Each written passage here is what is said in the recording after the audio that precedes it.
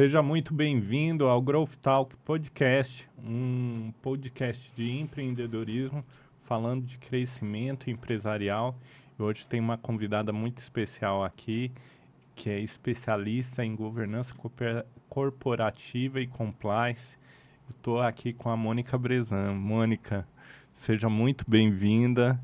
É um prazer ter você aqui com a gente. Gratidão pela tua participação, por você poder estar aqui com a gente, transbordar conteúdo. Sei que hoje você vai trazer muita coisa importante para muita gente aqui. Pois é. Eu quero agradecer a tua presença. Não, eu que agradeço a oportunidade. É sempre um prazer a gente estar conversando e estar passando esse conteúdo para muita gente que não conhece esse tema de governança e compliance, né? Mônica, falando disso, eu quero começar aqui com uma curiosidade muito importante. Você que já tem uma longa experiência de mercado, já trabalhou em grandes corporações, me conta um pouquinho da onde veio esse desejo de trabalhar com governança e compliance. Então, vamos lá. Contar um pouquinho, então, como é que eu comecei com tudo isso, né? Bom, minha primeira formação é em Direito, sou advogada. Quando comecei a trabalhar como advogada, era processo judicial, como qualquer advogado, né? E atuei muito na área empresarial. Então, direito trabalhista, direito consumidor, responsabilidade civil, direito tributário. Mas eu comecei a ficar angustiada, porque o processo judicial é um problema que já aconteceu. E os processos repetiam, os problemas se repetiam, né?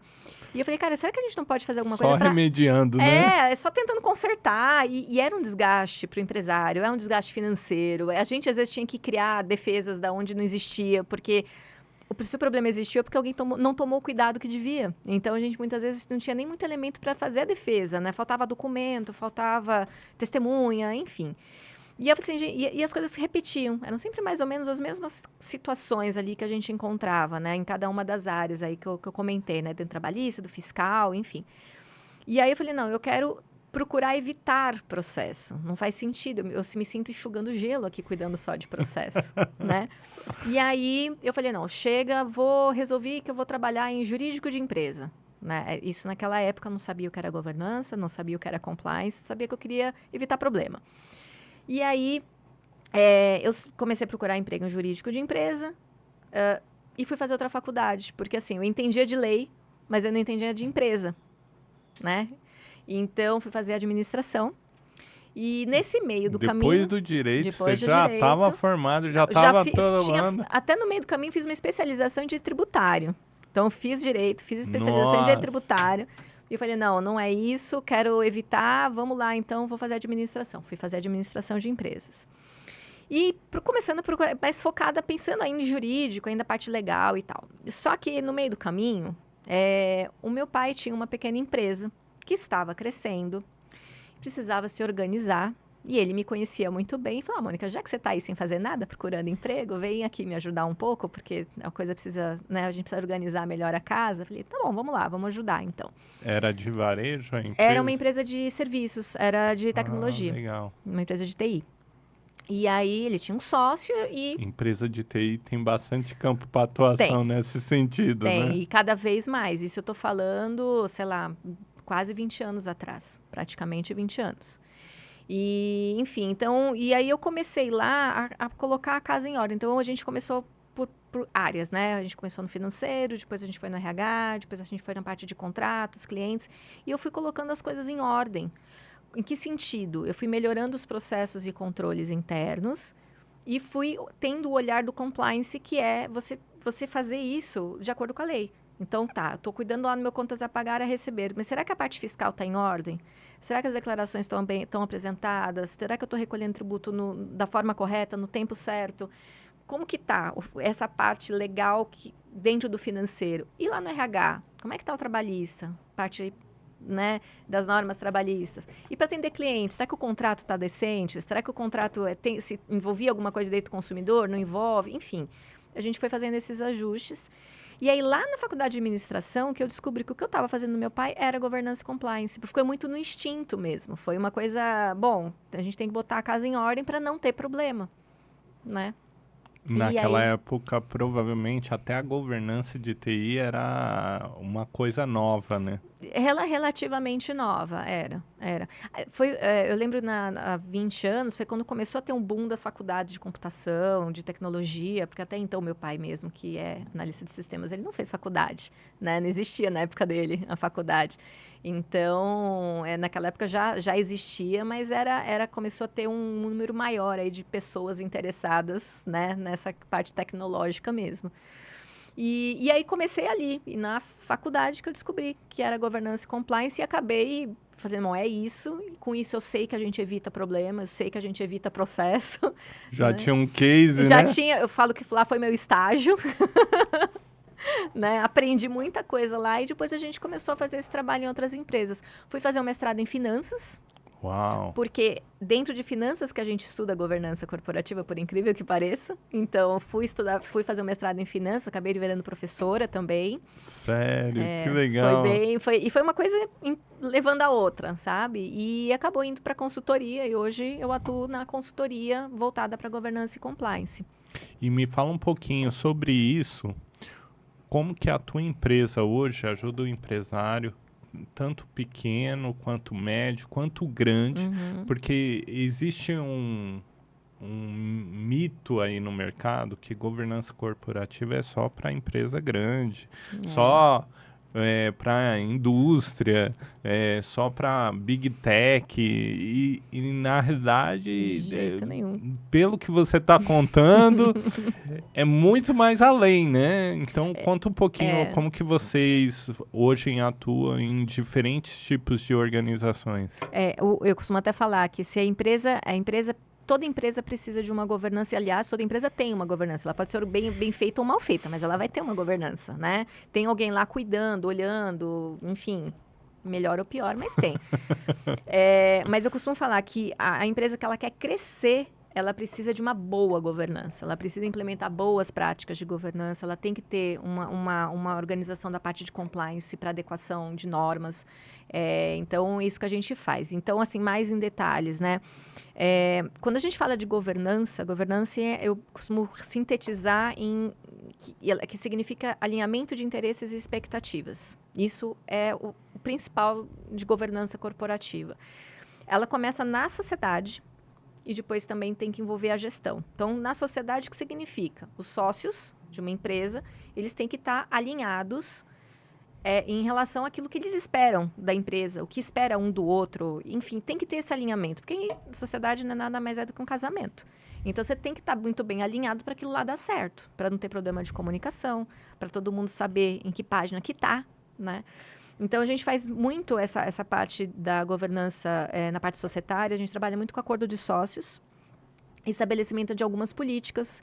Quando a gente fala de empresa familiar, também é muito importante, porque às vezes a família tem que participar desse combinado entre os sócios, desse alinhamento entre os sócios, né? Mesmo que não seja sócio ainda, porque talvez um dia vai ser, né? Mas, porque, enfim, eu costumo falar que a gente não é eterno, né? Então, um dia o fundador ou ele vai se aposentar ou ele vai, né? Vai passar dessa para outra e alguém vai ter que herdar essa empresa. E aí, como que vai ser?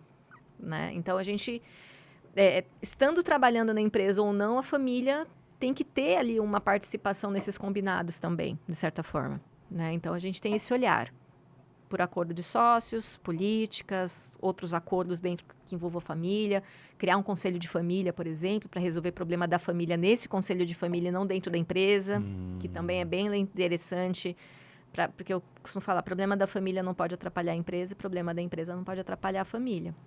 E empresa familiar, isso daí é bem comum, né? É comum, é muito comum e é muito complexo, porque envolve uma série de questões ali emocionais, envolve, às vezes, ressentimentos, envolve cobranças, que não é só o profissional, né? Envolve a parte pessoal, então é bastante complexo, mas é muito importante. Se você quer trabalhar em família, você tem que estar com tudo isso muito bem claro e alinhado, com tudo às claras. Atribuições de cada um, o que faz, o que não faz, o que pode, o que não pode. Isso vale para a sociedade e vale para a família também. Eu vejo que, às vezes, algumas empresas que no quadro societário é o casal, na hora que dá um ruim no casamento... Acaba a empresa.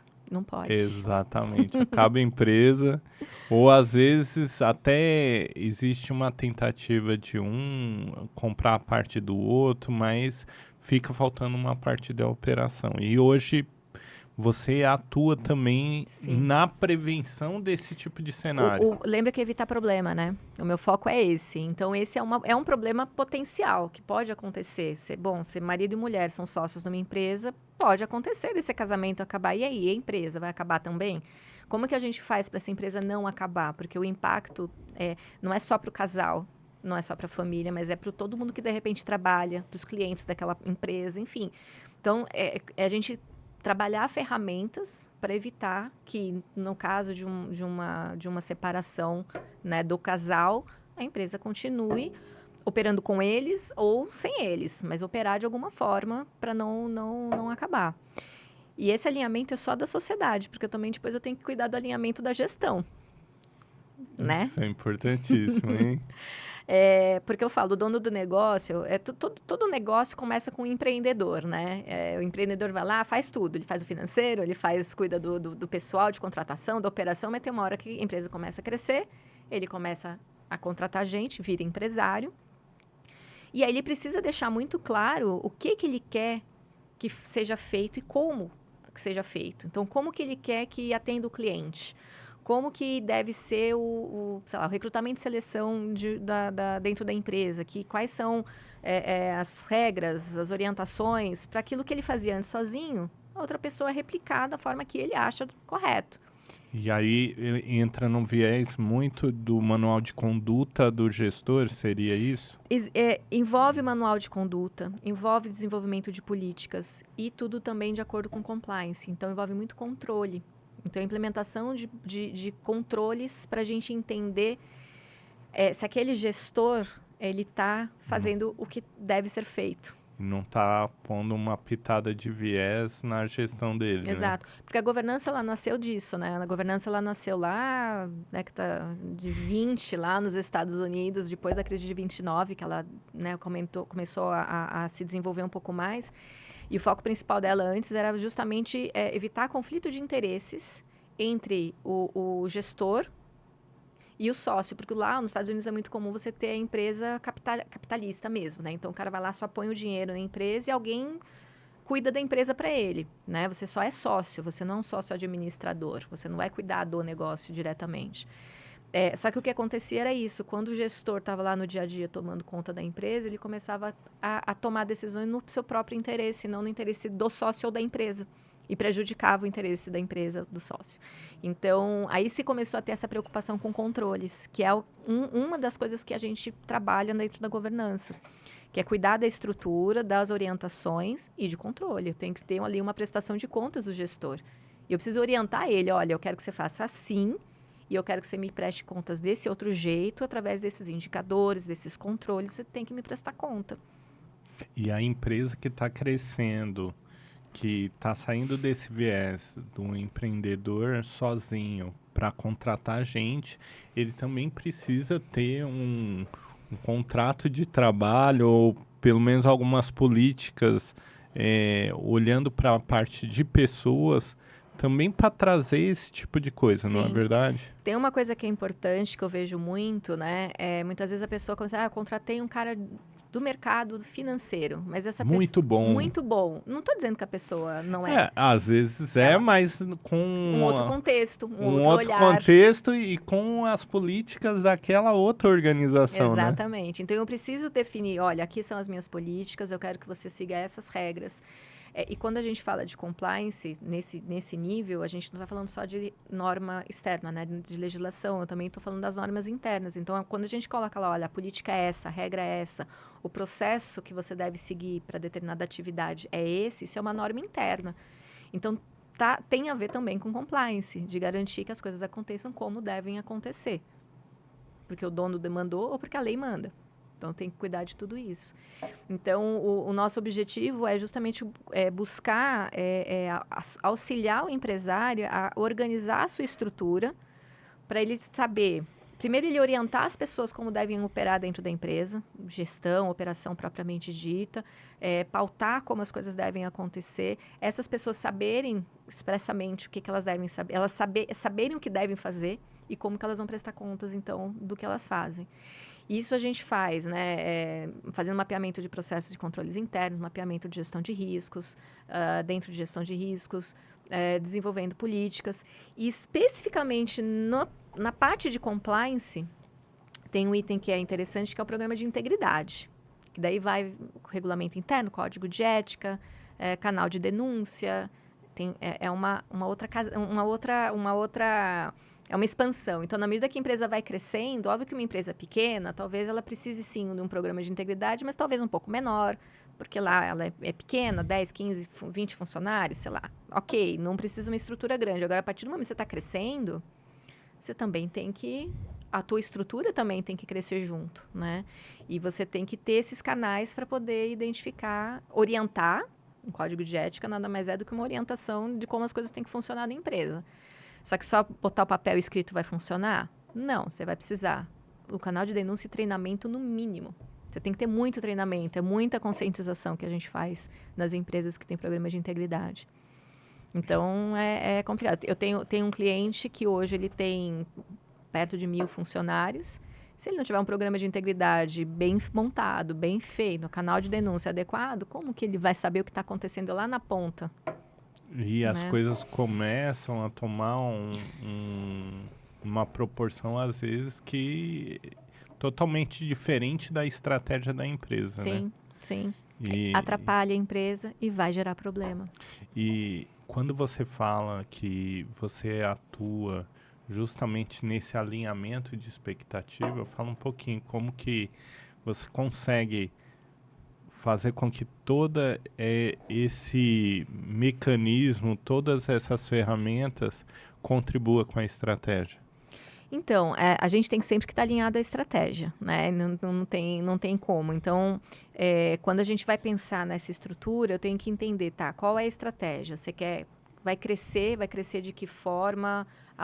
Onde você está situado, né? É só São Paulo? Tem unidades filiais pelo Brasil? Qual o tamanho disso? A gente tem que entender qual é a estrutura atual, qual é a estratégia para crescer. E aí a gente vai fazendo essas adequações, né? Em termos de controle, principalmente nesse caso. Então, a estratégia tem que estar alinhada. Bom, se eu quero crescer vendendo tal produto, o que eu preciso ter em termos de controle e de orientação da equipe para eu garantir que eu estou vendendo tal produto, né? Da forma que eu planejei, da forma com o meu planejamento estratégico ali. Então, eu acho tenho certeza, a gente precisa estar sempre alinhado para poder fazer um bom trabalho, né? Para não estar distorcido. E lembrando que essa parte da governança e do compliance, ele é um investimento que ele tem que fazer parte da estratégia da empresa, porque ele nada mais é do que um investimento. De certa forma, é uma proteção do investimento, né? Tem uma pesquisa que eu gosto de comentar, eu não vou lembrar o nome do pesquisador, mas ele é um ex-membro do conselho do Banco Central holandês. E nessa pesquisa ele levantou, ele falou o seguinte, olha, a empresa que implementa boas práticas, né, de governança, compliance, ela pode economizar, para cada $1 investido num programa como esse, ela economiza $5.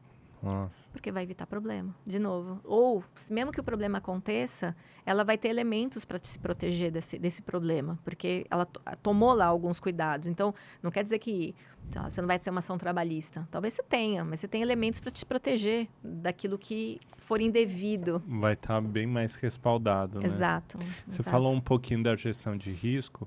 Isso também abrange a parte da cadeia de suprimento, né? Sim. Então, como que vocês atuam hoje, dando suporte para os teus clientes, para que ele tenha instrumentos para gerir melhor os seus fornecedores, né? Para não ficar na mão? Tem uma ferramenta que a gente, antes mesmo de contratar, a gente tem que entender quem é a pessoa que a gente está querendo fazer negócio. Então, tem uma ferramenta que a gente usa que é a due diligence, que é você levantar, fazer um levantamento de quem é, do histórico daquela pessoa que você está contratando. Então, você pode estabelecer ali alguns critérios para valores, funções, o tipo de produto ou serviço que você está contratando. Você estabelece alguns critérios e aquele fornecedor que está dentro do critério, a gente faz um levantamento do histórico dessa pessoa para identificar se ela pode te trazer problemas, né? Então, sabe, se o teu foco é corrupção, será que ela se envolveu já em alguma questão de corrupção? Se o seu foco é a questão ambiental, será que se envolveu questão, né, de algum problema voltado para crime ambiental? Será que se envolveu em algum processo trabalhista voltado para trabalho escravo, por exemplo? Que isso pode reverberar, né? Total na tua empresa. Tem várias empresas aí, grandes empresas inclusive, que já tiveram problema com isso, né? Dela serem acusadas de trabalho escravo, mas que na verdade era o fornecedor dela. Ela só não cuidou direito do fornecedor. Esse foi o problema dela. Ela não cuidou do fornecedor. Não é que ela chamou, ela queria usar o trabalho escravo. Não queria. Mas não olhou com o fornecedor com o devido cuidado e esse fornecedor estava usando um trabalho considerado como escravo. Então, a gente tem que fazer esse levantamento antes e depois fazer um bom contrato, né? Tá bem respaldado contratualmente em relação àquilo que você está contratando. O contrato de parceria, vocês atuam também nesse contrato que a empresa vai fazer com o fornecedor, vocês dão algumas a gente dá diretrizes. Exato. A gente né? fala assim, olha, que cuidados que você tem que ter. No contrato ele tem que ter tais elementos para você estar bem respaldado, para você, sei lá, se acontecer alguma coisa, você tem como se proteger. Né? Então, óbvio, talvez mesmo fazendo uma pesquisa prévia do diligence, talvez você tenha problema com aquele fornecedor, mas se você tiver um bom contrato, você está mais respaldado. Tem mecanismos para se proteger. Contornar isso, Exato, né? exatamente. Legal. Mônica, o nosso tempo está voando aqui. Muito rápido. Me fala um pouquinho, hoje, para as empresas, que conselho você dá para elas que ainda não tem, ainda não implementaram um programa que olha para todas essas questões, não só de como o empresário espera que a empresa seja gerenciada, não só as questões do fornecimento, as questões trabalhistas. Às vezes ele vai estar olhando para o trabalhista só no viés do direito, né? Só do, eu tô conforme a lei. Olhando para tudo isso e conhecendo o mercado como você conhece, que conselho você daria para essa pessoa? E já aproveita e fala para a gente, para essa pessoa que entendeu, você que está até aqui, entendeu que essa conversa você precisa aprofundar, para essa pessoa, como que eles fazem, para a nossa audiência, como que ele faz para entrar em contato com você, para conhecer melhor a tua empresa, para trazer vocês para perto, para fazer um diagnóstico, uma avaliação. Claro. Então, conta um pouquinho, qual é o conselho que você dá hoje para quem está assistindo, que ainda não tem boa parte disso, ou não tem nada disso, né? Qual é o conselho que você dá e o que você diria que é o melhor primeiro passo que ele pode dar? Tá certo. Não, então, na verdade, eu acho que o conselho que eu sempre dou é que normalmente o empresário ele está muito voltado para ou na parte financeira ou na vendas e acaba deixando essa questão da organização para quem trabalha para ele, mas ele tem que ter esse olhar da organização, pensar na estrutura que ele quer manter dentro da empresa. E tem uma coisa que muito pouco empresário pensa, que é no risco. Então, avaliar, olha, qual o risco de eu ter determinada sociedade? Qual é o risco de eu contratar determinada pessoa, determinado fornecedor? Ele pensar no risco que ele está correndo e, a partir daí, o que eu posso fazer para tratar o risco, né? Olhando esse risco, que está falando assim, olha, isso pode acontecer, essa bomba... A bomba tá aqui. Tá sendo armada ali, né? Tá aqui, tá tocando. Eu não sei quando explode, mas tá aqui a bomba. Para quem já identificou que tenha um risco que uma hora vai explodir. como que o pessoal encontra você? Vamos lá, a minha consultoria ela se chama Ledone Consultoria e Treinamento. Pode me procurar no site da própria Ledone, tem lá o formulário que consegue falar comigo, é Ledone CTD, então é Ledone com 2 N's. Ó, vamos lá, vou soletrar para ficar mais fácil. L-E-D de dado, O-N-N de navio, E-C-T-D, Consultoria, Treinamento e Desenvolvimento. Tá? Esse é o nossa marca, vamos dizer assim. Pode procurar no site, no Instagram, LinkedIn. E se não conseguir achar lá, me procura, Mônica Bressan. Eu estou no Instagram, no LinkedIn, a gente atende aí de qualquer forma. A gente pode estar apoiando no que o empresário precisar em relação aí à governança e compliance. Que legal. Bom. Você vai estar nesse próximo Growth, né? Isso. Então, deixa o convite aqui para o pessoal. Fala um pouquinho do que você pretende trazer de insight aí para eles irem te assistir. O Growth é uma oportunidade muito, muito legal, né? São vários empresários ali conversando, trocando experiências e a ideia é a gente trazer como que a empresa pode crescer com segurança, como que a empresa pode crescer, a empresa familiar, mesmo que seja uma empresa de uma sociedade ali que não tenha nada a ver com família, mas como que ela pode se estruturar para crescer de uma forma sustentável e perdendo pouco dinheiro, porque se você se preocupa com isso, você não perde dinheiro, você só vai ganhar. Muito bom, Mônica, muito Tá bom. bom. Se você ficou até aqui, coloca aqui no comentário qual foi o maior aprendizado que você teve com esse podcast de hoje. E eu quero reforçar, se inscreve no canal, curte o vídeo, porque a Mônica vai ficar muito feliz de saber que você... ela contribuiu com a tua vida e que isso foi relevante para você. Mônica, eu quero te agradecer, minha gratidão por você ter trazido tanta informação valiosa. A gente sabe que uma pessoa do teu know-how, não é todo dia que tem uma agenda disponível assim, meia hora para trazer esse conteúdo de valor. Quero te agradecer muito por essa participação. Sem dúvida, todo mundo que está assistindo vai repensar melhor a forma de crescimento da empresa para trazer mais segurança, né? Minha gratidão pela tua presença aqui. Eu que agradeço, foi um prazer. Obrigada. Gente, eu quero agradecer você que está aqui e que você curta esse vídeo e esparrame esse vídeo, compartilha ele com outras pessoas e eu te espero no próximo episódio do Growth Talk Podcast. Até mais, tchau, tchau.